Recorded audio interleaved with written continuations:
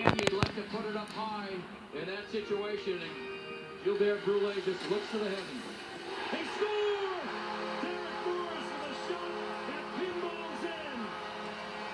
Phoenix with a 5-3 lead.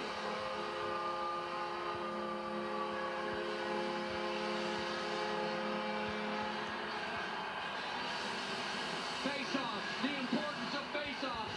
They win it cleanly. This gets deflected right there. Beautiful redirection by Shane Doan. Morris always shoots the puck low. This was a perfect shot. He knew exactly where he was putting it. And that's a beautiful redirection by Shane Doan. Soft hands, goes to the far side.